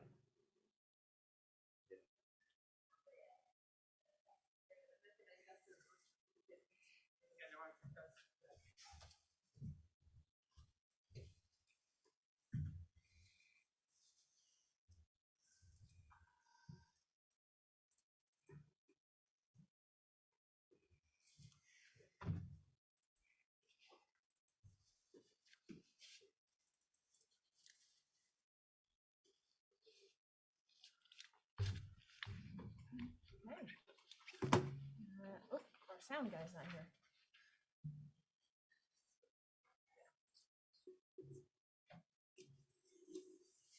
Thank you. Thank you, John.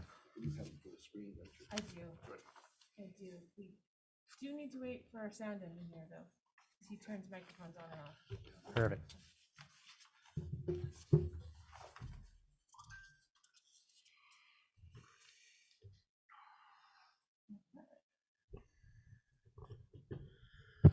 I think we're all here, Rob. Okay, I'm gonna call this meeting back to order. Is everybody ready? Yes. Well, All right. I don't see faces for Abby and Claire. Ah, okay, there's Claire. And Abby, maybe just give a thumbs up if you're there and ready for us to get moving. I think Abby's not back in her seat yet. Okay.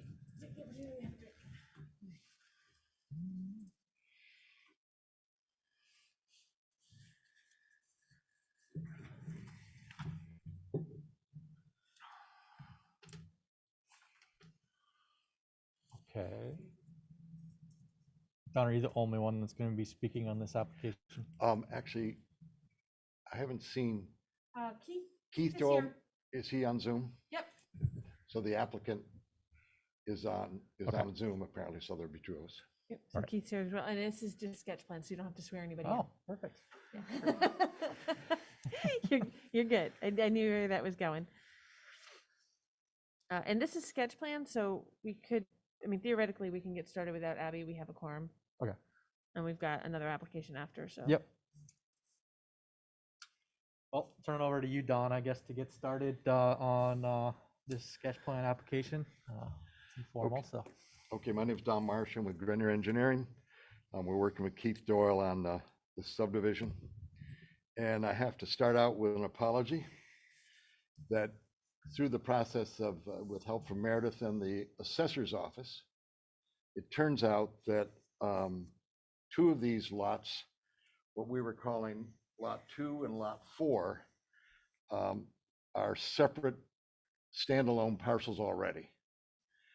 So they're already subdivided. We misunderstood that. So the subdivision actually becomes, instead of a 4-lot subdivision, it's a 2-lot subdivision, which is the former Bill Doyle house and Keith Doyle's house now. And we'd have just over an acre there and a 1-acre parcel directly to its south, both on Murray Road. So unfortunately, that we've given you a revised plan that reflects that, but it is different than what we presented. Aside from that, we'd expect to extend. Municipal Sewer currently has a 6-inch line that goes from the Doyle home down to Town Hill Road. That's more than enough for 2 additional houses. It's plastic, looks like it's in good shape, at least what we could see. So we had expect to use municipal sewer. Similarly, the lot on Westwood would connect to municipal sewer in front of the home eventually. And they would all have, apparently there's no municipal water on Westwood, so they'd all have individual drilled wells from that point of view. From a traffic point of view, even with all 3 lots on Murray Road, you'd expect to have a maximum of, or an estimated number of additional trips of 29 a day. And the most would be 4 or 5 during either the AM or PM hour. So that we don't believe is a particular issue. And as we've noted in our narrative, that the impact on municipal services on essentially 1 new lot, although you could expect maybe, I'll go back also. At the moment, both the 2 pre-existing lots have deed language that prohibits development of any sort. We're trying to sort that out because both the husband and wife associated with that original deed to the Doyles that contain that restriction have passed.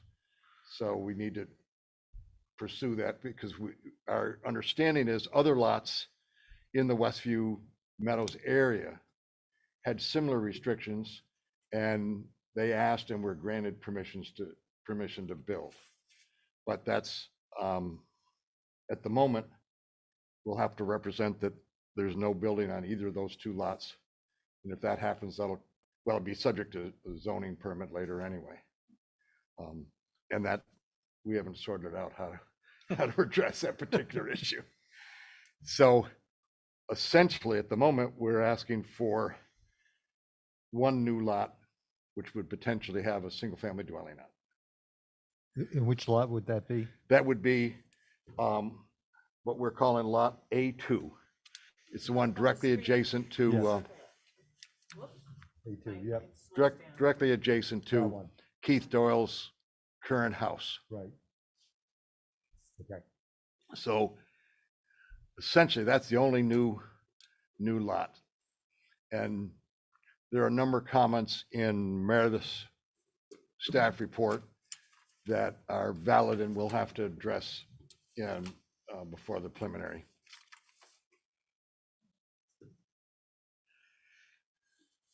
But that's basically our summary. Claire has a question. Yeah, go ahead, Claire. I guess I was wondering, Meredith, thank you for the staff report on all of these, but specifically on this one, looks like a lot of work going into kind of evaluating kind of the layout of kind of the 4 lots.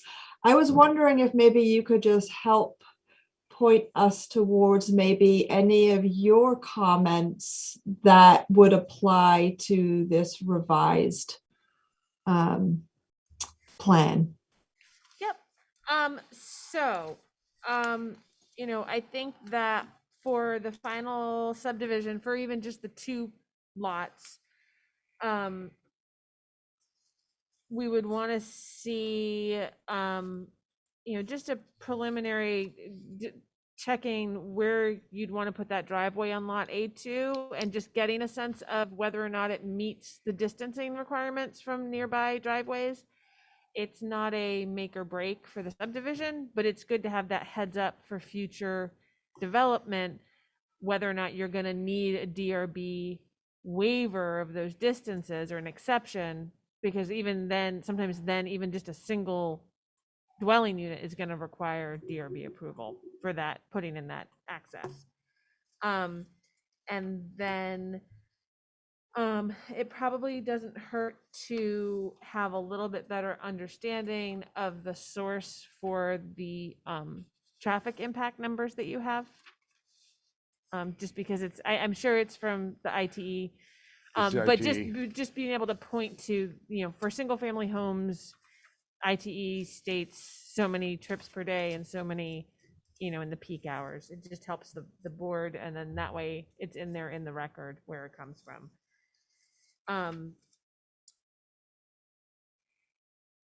They've dealt with the sewer, especially because there's not going to be a proposal now for houses on that bigger, further lot further up Murray Road on the end. Hold on, just a quick scan. So you're correct. In that case, we would just be connecting that lot because the sewer runs right through that lot too. Yep, lot A2 can connect to the sewer, no problem.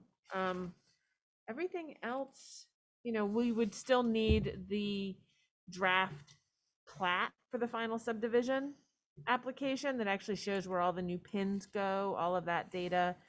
And we would want that as complete as possible, just needing basically the signatures to finalize it. So that's one thing that's still needed. And sorry. You pointed out that we need to move the proposed driveway on the existing lot. I mean, yeah, that other lot, that's separate.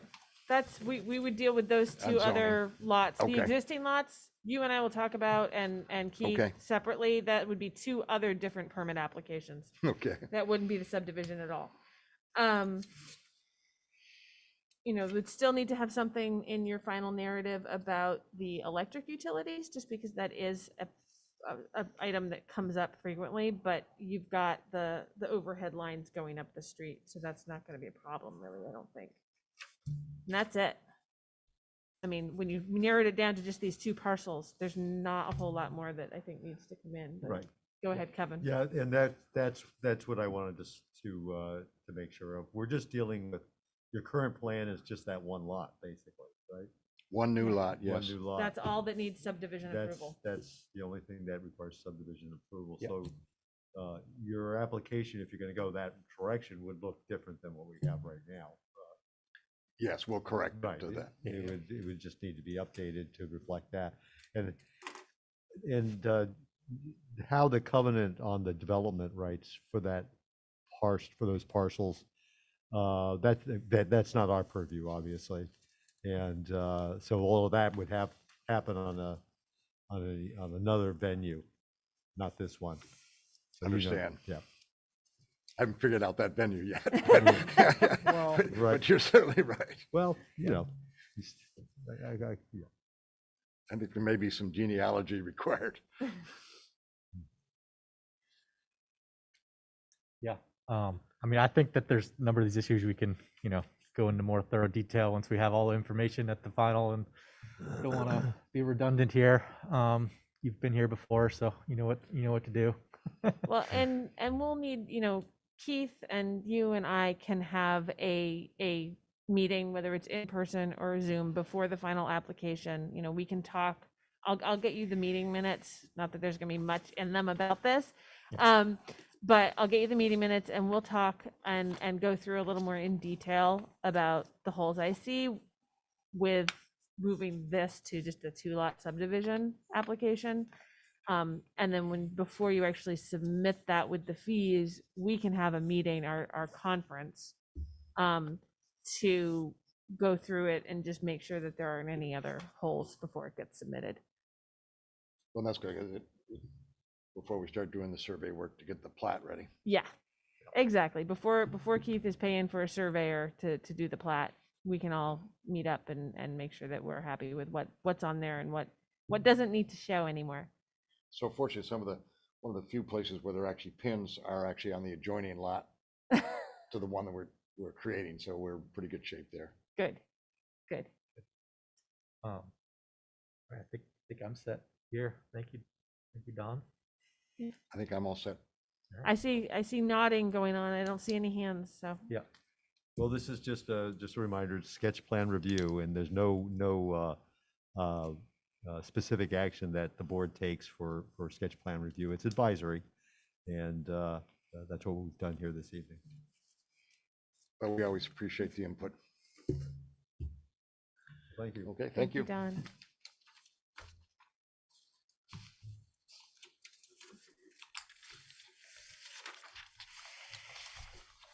So, okay, the next item on the agenda, which I don't have anyone here in person, but Tim Heaney, I believe, is on the Zoom. And this is an application related to the removal of 2 chimneys at 79 Main Street. And Meredith, you want to give an overview of the application? Yeah. So as you said, this is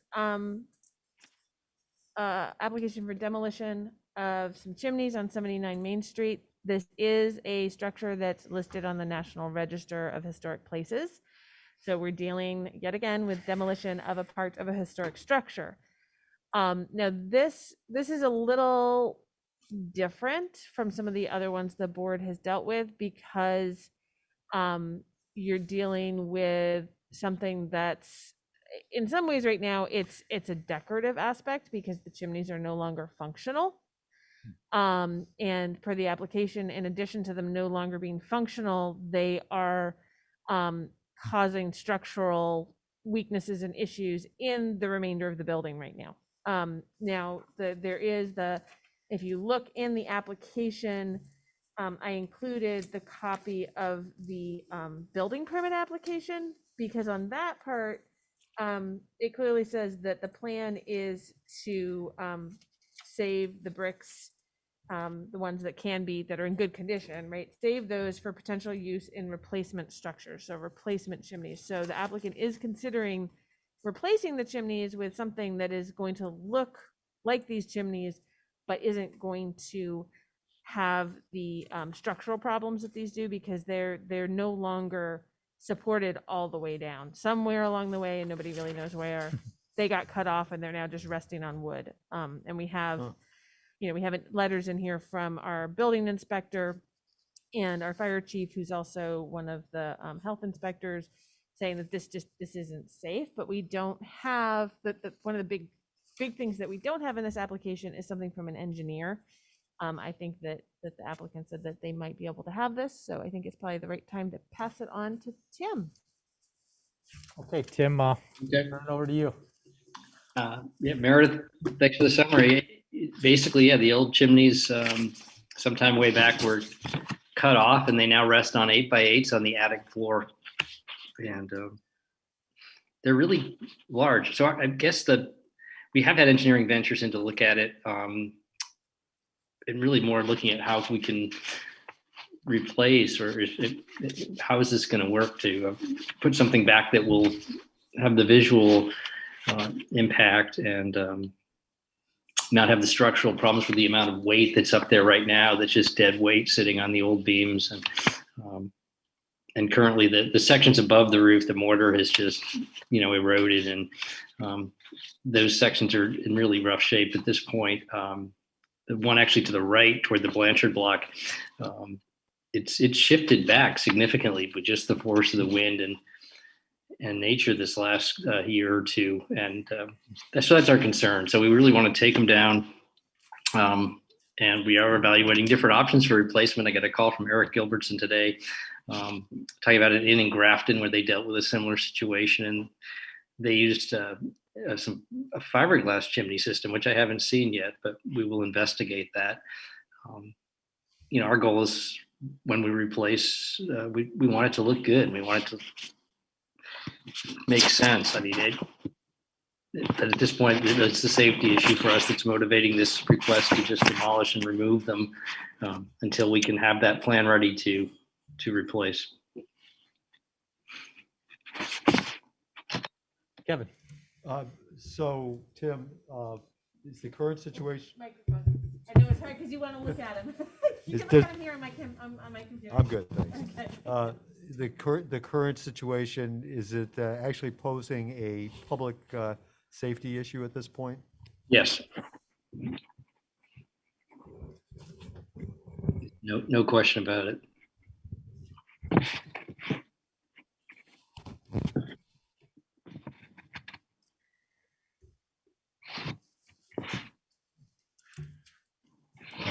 So I guess that maybe you can elaborate on that. It's not an imminent public safety, but a budding, public safety that action needs to be taken.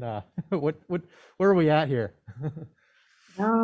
It's well beyond budding. It's there. The pieces above the roof they're really dubious, and if one of them falls up there in that location, they're just gonna come raining down on busy sidewalks on Main and State Street.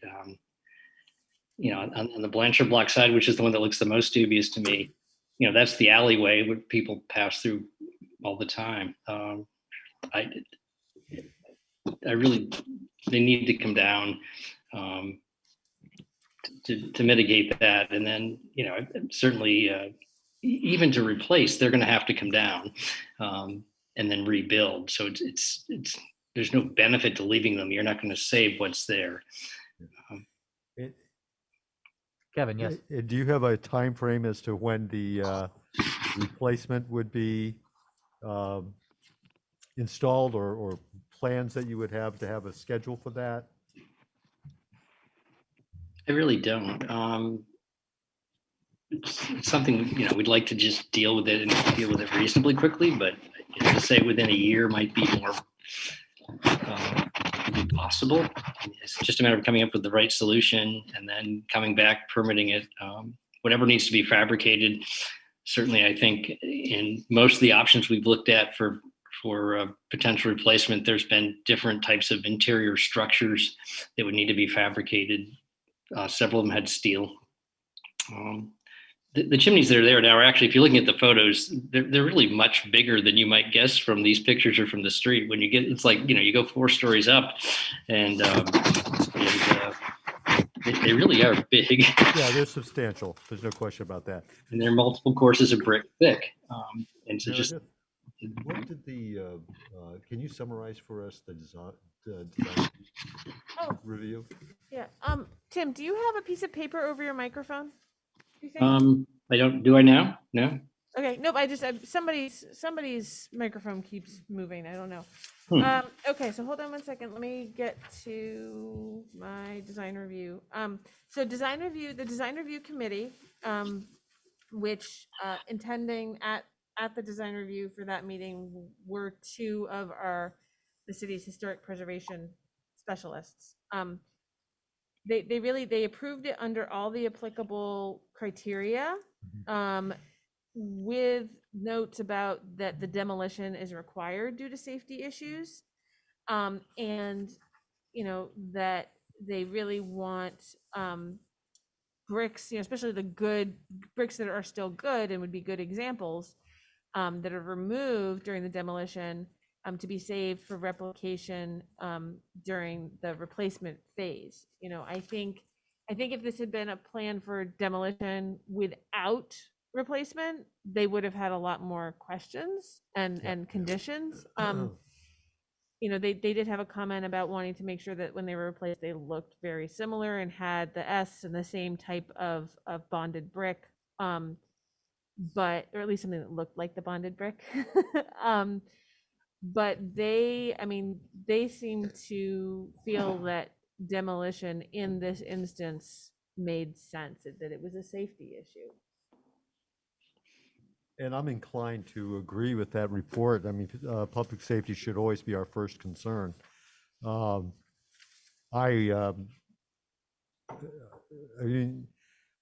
might suggest that we put some kind of time frame around what the replacement, when that would be, ready for installation, or, I don't know, I'm throwing it out there for discussion. Yeah.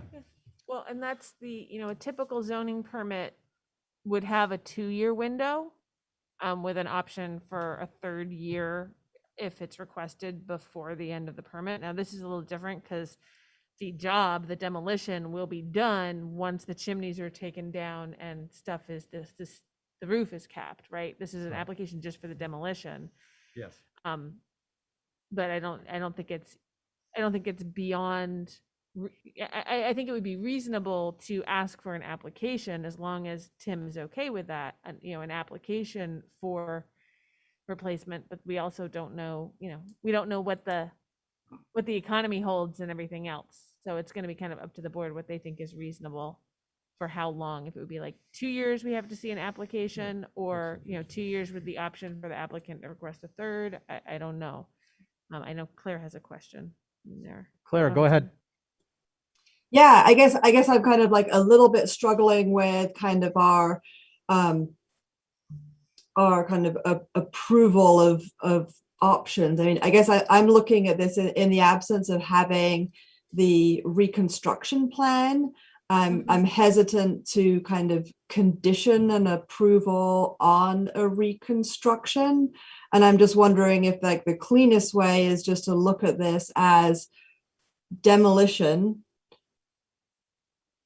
And when reconstruction happens, that's another component. I just don't want to be in a position where we're potentially looking at a condition in which says you must reuse those bricks in the reconstruction, where we don't know that could be completely unfeasible, and I wouldn't want to kind of tie our hands with something like that. So I guess I'm kind of throwing it out there of if we're looking at kind of maybe just looking at this as just demolition and removing the reconstruction kind of off the table for the purposes of the approval that we're looking at tonight.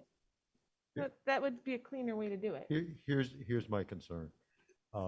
It would be fine to permit the demolition this evening. And I'd want to do that in an expeditious way so that it can be taken care of sooner rather than later. But at the same time, I'm very aware of the visual impact that building has with its 2 chimneys from State Street in particular. And so my thinking is that if we put a condition, and we can word the condition in a benign way, I suppose, to address the visual reconstruction. And I use that word intentionally because I don't think that I would mandate that they use the old materials. They might come up with a facsimile which works just fine and is much kinder to the old bones of the building. So that's where I'm going. That's where I'm going with this, is that let's get the demolition okayed, keep the sidewalks safe, but let's put a kicker in there so that we don't find ourselves, you know, in 2025 going like, I wonder whatever happened to those chimneys. So that's my thinking. Lost the screen here. You just lost the screen. It's been on so long, it probably got warm and rebooted. There we go. Yep. Um, It's old. I tend to agree with what Kevin just said. Any other thoughts from the board? I would ask Tim what he thinks as well. Tim, what are your thoughts on board comments so far? I haven't heard anything I disagree with. It seems reasonable. You know, the 2-year window with an option for a third certainly is in line with what I'm thinking. So I'd love to do it sooner. It's nothing that will pay to have it drag out for us. We'd rather just do it. Yeah. One question: do you have any sort of additional information as far as where you're at with, you know, the engineer you've worked with or whatnot? You know, I know that you've probably got some draft plans of what reconstruction might look like and whatnot. Do you have anything to share at this point? No, I mean, I've talked to the engineers about, you know, what's there and about how to redo it. They initially talked about, was there a way to stabilize it and save those? And it just really wasn't a satisfactory option. So, you know, it's like everybody I talk to seems to have a different version of what they suggest for how to do it. At the last hearing, somebody said, "Oh, at least nobody's talking about Z-brick," and I said, "You know, somebody actually suggested that." And it's not something we want to do. Although the concept, I mean, if you look at options we're thinking about, I know like on the new transit center building that has a brick facade on it, but I believe those bricks are a thinner, like a 3/4 inch brick. And so they're real brick, but yet there's a lot less weight.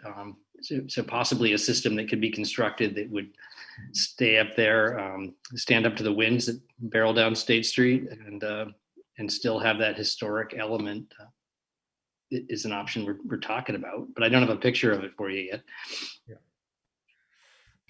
Yeah, I think, Tim, part of the issues that for the demolition of even part of a historic structure, you know, the burdens on the applicant to provide enough documentation to let the board, you know, approve it. And so that's like, if you had even, you know, anything in writing from your engineers that you've worked with, even if it's just an email, you could even forward it to me and I could then send it out to all the DRB members while we're here. Anything like that, talking about how it's not really feasible to repair what's there. Okay. I don't know if you have anything like that. That the repair isn't feasible, that you really need to tear it down and build something different that looks the same. I don't know if you have anything in writing like that. I don't. We really jumped right. Meredith and Rob, this is Michael. Yeah.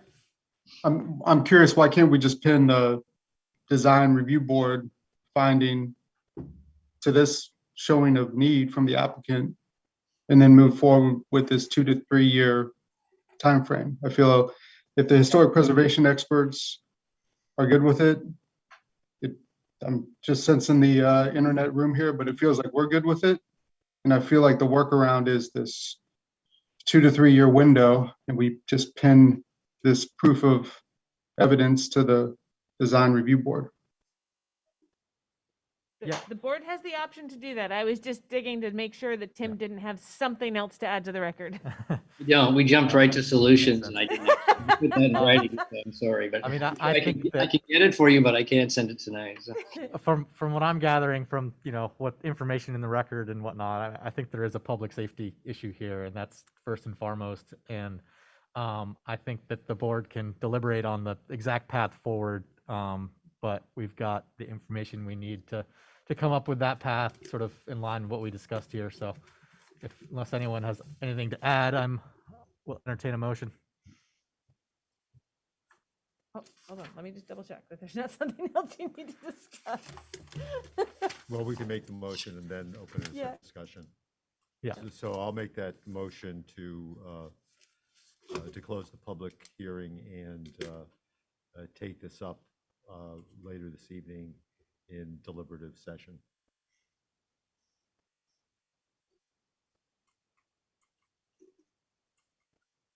Is there a second? I'll second that. Second from Joe. Is there any discussion? No, it's, I went through the staff report. We're good. Okay. So I will call the roll on whether to close the public hearing and take this up in deliberative session at the end of tonight's public meeting. Kevin, how do you vote? Yes. Michael? Yes. Yes. Joe? Yes. Abby? Yes. Catherine? Yes. Claire?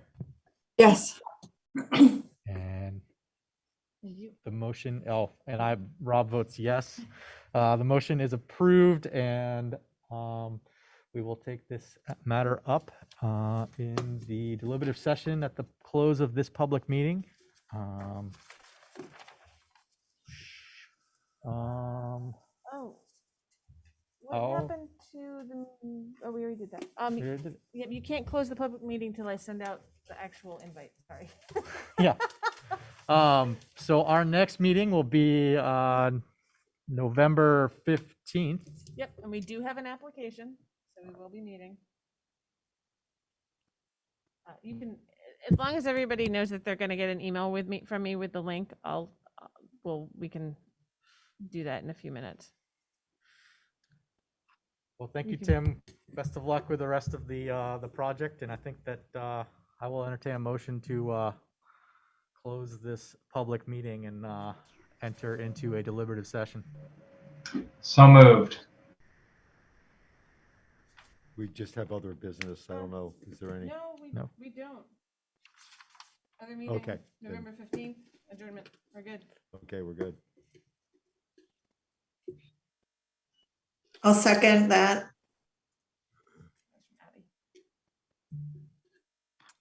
Okay, we have to vote on this.